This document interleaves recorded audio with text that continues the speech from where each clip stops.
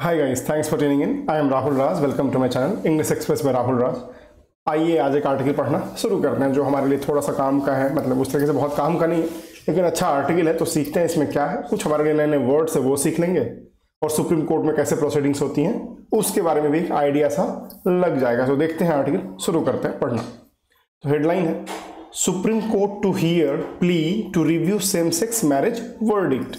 कुछ दिनों पहले हमने एक आर्टिकल किया था जहां पर सुप्रीम कोर्ट ने गे मैरिजेज को, सेम सेक्स मैरिजेज को या क्वियर कपल्स के अधिकारों को लेकर के कुछ टिप्पणियां की थी कि वो मेनली संसद पर छोड़ दिया गया है कि हमारे जो संसद है वहां जो कानून बनेगा उसमें उन चीजों को देख लिया जाए या कर लिया जाए, ऐसा करके उन्होंने छोड़ दिया। उन्होंने कुछ ऐसे अधिकार प्रॉपरली नहीं दिए थे क्वियर कपल्स को। तो देखते हैं इस आर्टिकल में क्या है, या उसी फैसले को चुनौती दी गई है फिर से सुनवाई के लिए और उसको एक्सेप्ट भी कर लिया गया है सुप्रीम कोर्ट के द्वारा।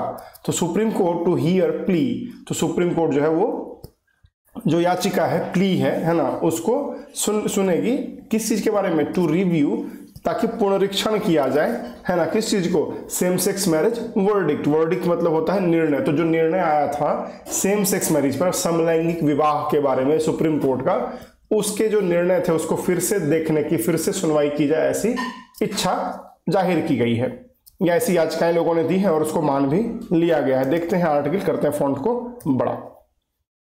The Supreme Court on Thursday agreed to hear petitions seeking to reconsider its October 17 verdict on same-sex marriages as the petitioner sought an open court hearing on the matter.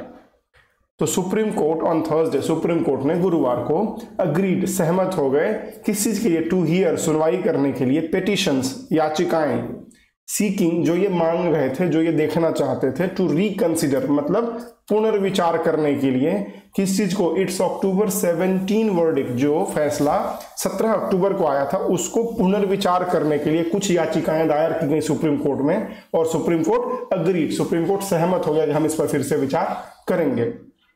वो क्या था मामला, on same sex marriages, समलैंगिक विवाह के बारे में वो मामला था।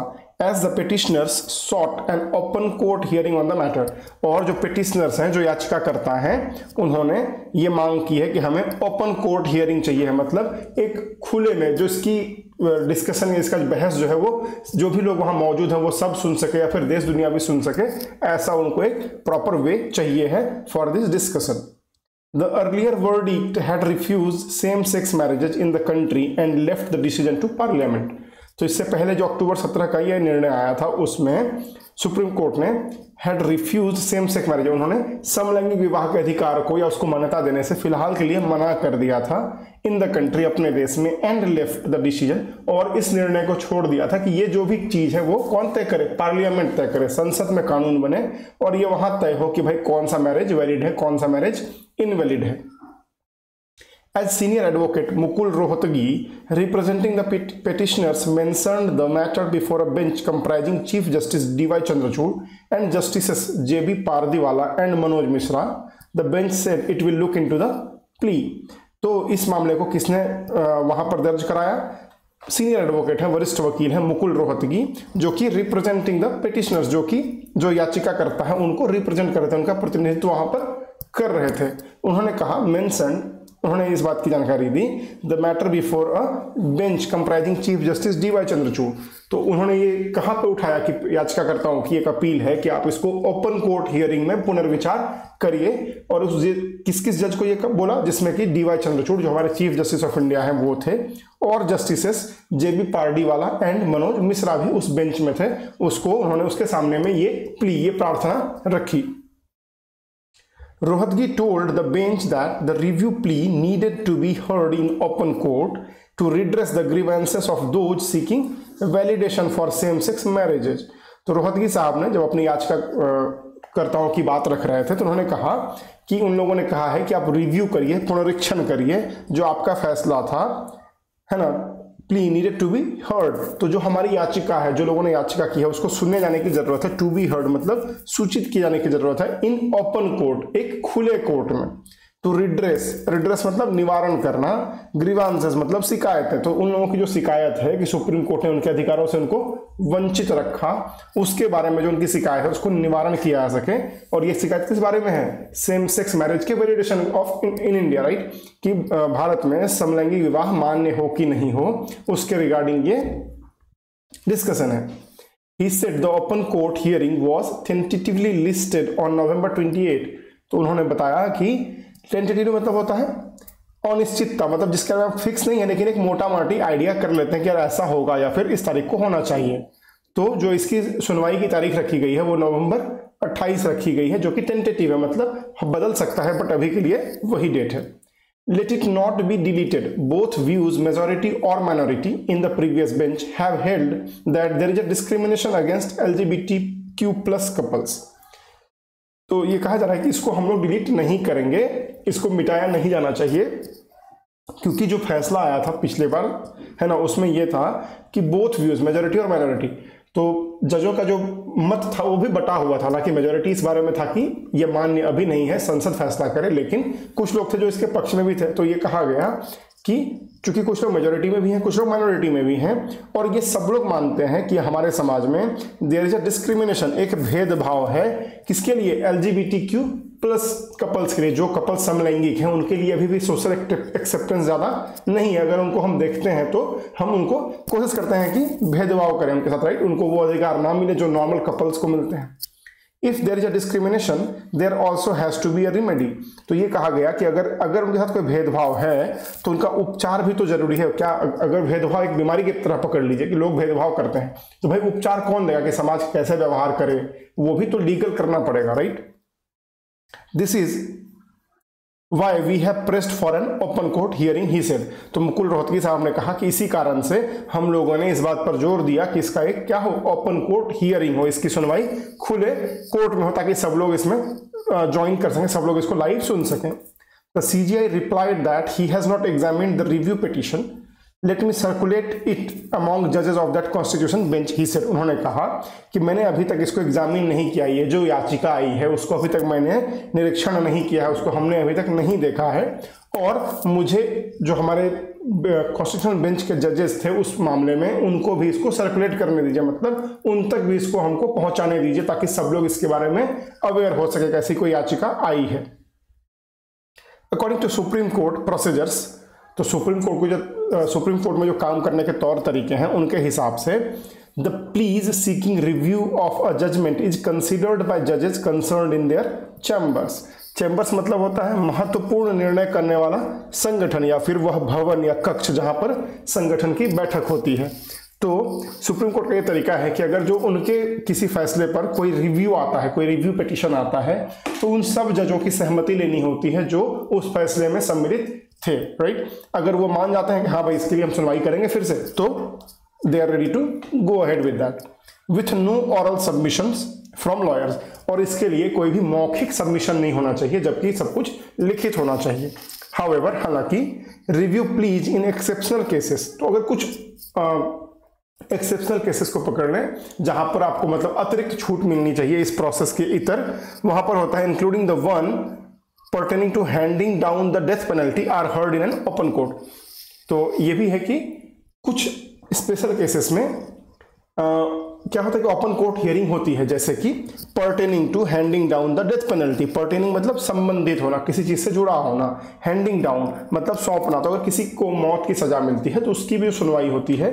यह बहुत संभव है कि उसके लिए ओपन कोर्ट हियरिंग हो, है ना, ये एक्सेप्शनल केस आ जाता है। और इस केस में जो अभी करंट केस है, जो सेम सेक्स मैरिज का केस है, उसमें भी उन लोगों का डिमांड है कि हमें ओपन कोर्ट हियरिंग चाहिए है। The latest review plea filed by Udit Sood, one of the 21 petitioners in the first week of November, assailing the judgment। तो अब इसमें से जो ये रिव्यू पिटीशन आया है वो किसके द्वारा आया है? उदित सूद करके पर्सन है ना। वो कितने लोगों में से हैं? उन 21 पिटिशनर्स में से हैं, याचिकाकर्ताओं में से हैं, जो पहले सप्ताह नवंबर के उसमें असेलिंग, उन्होंने धावा बोला द जजमेंट, मतलब जो जजमेंट आया था सुप्रीम कोर्ट का उसके बारे में वो खुश नहीं थे, इसलिए उन्होंने क्या किया? रिव्यू पिटीशन दायर किया। असेलिंग मतलब होता है धावा बोलना। It said the judgment acknowledged the discrimination against queer couples, but turn them away with best wishes for the future.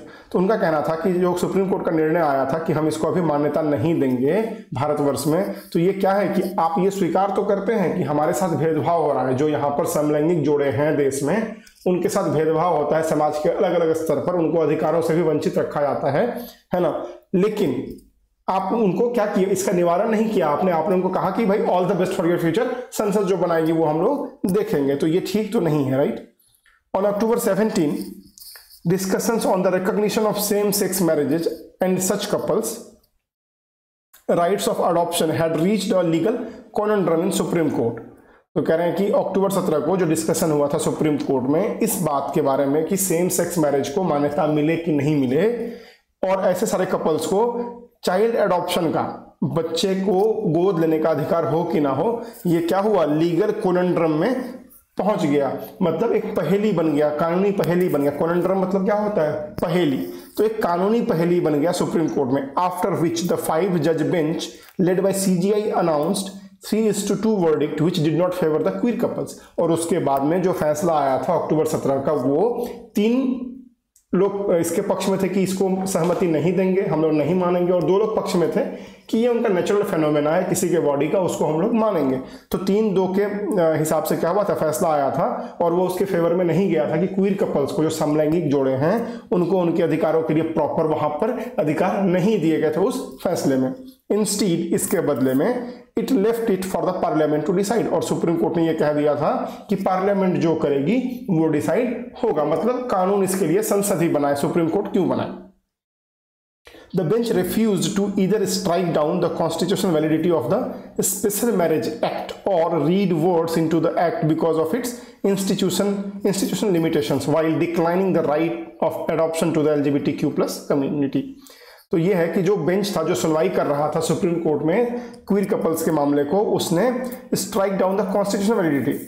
तो उन्होंने कहा कि हम इस बात को रिफ्यूज नहीं करेंगे या हम मना नहीं करेंगे, किस चीज को, जो constitutional validity of special marriage act है। मतलब स्पेशल मैरिज एक्ट क्या होता है, अगर आप किसी दूसरे धर्म में शादी कर रहे हैं, विदेशी से शादी कर रहे हैं, तो उन सब चीजों में जो कुछ विशेष पावर है, कि विशेष प्रावधान है, उसको हम यहाँ पर खत्म नहीं करना चाहते हैं, हम उसको रोक नहीं सकते, राइट। और या फिर उसके वर्ड्स को हम इसलिए नहीं पढ़ देंगे यहाँ पर क्योंकि वो क्या है, इंस्टीट्यूशनल लिमिटेशन है, हमारे संवैधानिक मर्यादाओं के इतर है वो। While declining the rights of adoption, और ये कब कर रहे थे सुप्रीम कोर्ट के जजेस, जब वो एडॉप्शन के राइट को, मतलब बच्चों के गोद लेने के अधिकार को LGBTQ कम्युनिटी को नहीं दे रहे थे। तो उन्होंने कहा था कि जो विशेष प्रावधान होते हैं शादी के, वो आपको नहीं मिलेंगे, आपको प्रावधान वही मिलेंगे जो संसद कानून बना करके आपको देगी। मतलब वहां पर समलैंगिक जोड़ों को अगर कुछ कानूनी वैधता मिलती है संसद से तो आपको वेल एंड गुड है, नहीं तो आपके लिए बस ऑल द बेस्ट है। तो ये था हमारे लिए आर्टिकल आज का। आशा करता हूं आपको पसंद आया होगा। एक बार सारे वर्ड्स का क्विकली रिवीजन करते हैं, फिर वीडियो को रैप अप करते हैं। तो पहला वर्ड हमने देखा वर्डिक्ट मतलब निर्णय, देन पेटिशंस मतलब याचिका, रिकंसिडर मतलब पुनर्विचार करना, टू बी हर्ड मतलब किसी बात को बताया जाना या फिर सूचित किया जाना, रिड्रेस मतलब निवारण करना, ग्रीवांसेस मतलब शिकायतें, टेंटेटिवली मतलब अनिश्चितता, डिस्क्रिमिनेशन मतलब भेदभाव, रिमेडी उपचार, चेंबर्स मतलब कोई महत्वपूर्ण निर्णय करने वाला संगठन या फिर वह कक्ष या भवन जहां पर संगठन की बैठक होती है, पर्टेनिंग मतलब संबंधित, और हैंडिंग डाउन मतलब सौंपना, एसेलिंग मतलब धावा बोलना, क्वीर कपल्स मतलब समलैंगिक जोड़े, और कोनंड्रम मतलब पहेली। तो ये था हमारे लिए आर्टिकल आज का। आशा करता हूं आपको पसंद आया होगा। अगर आपको ये आर्टिकल अच्छा लगता है तो प्लीज लाइक करें, शेयर करें, सब्सक्राइब करें, अपने बाकी सारे सोशल मीडिया ग्रुप्स में भी इसको शेयर करें ताकि ये बाकी लोगों तक भी पहुंच सके। Again, at the very last, keep learning, stay motivated, and I will see you in the next video. Jai Hind, bye bye, happy learning, and thank you.